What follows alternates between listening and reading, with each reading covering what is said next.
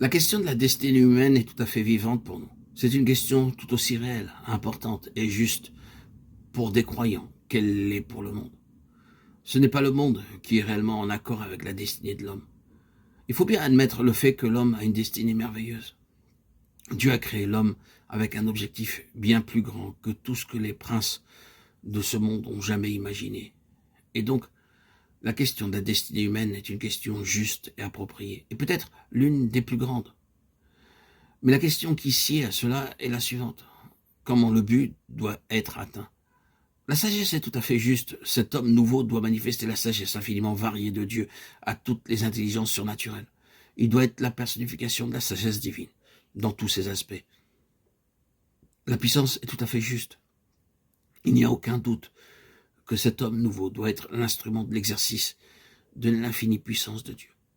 Il doit être une manifestation du pouvoir puissant de Dieu.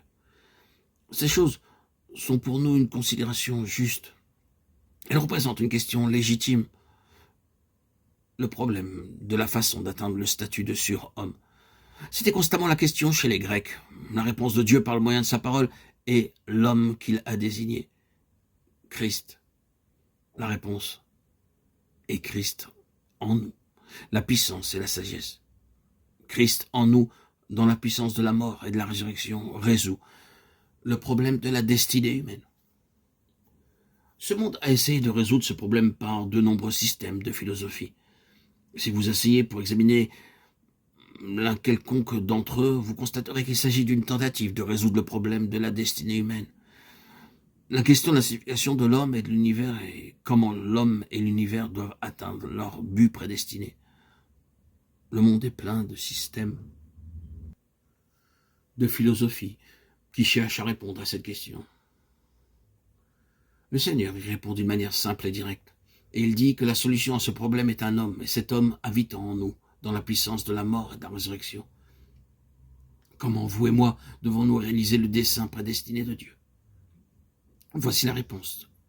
Christ en vous, l'espérance de la gloire. Colossiens 1, 27. Mais c'est Christ en nous comme étant la sagesse et la puissance de Dieu. Cette sagesse est tellement simple. Que représente Christ en nous, en relation avec ce grand dessein final de Dieu? Ce sont les arts de ce à quoi l'apôtre fait allusion ailleurs par l'Esprit, prédestiné à être semblable à l'image de son Fils, Romains 8, 29. Et encore, jusqu'à ce que Christ soit formé en vous, Galates 4, 19. Quand cela sera accompli, le monde sera occupé par un grand homme corporatif du caractère même de Dieu, et le but sera atteint. Cet homme est Christ, dans sa plénitude, son corps,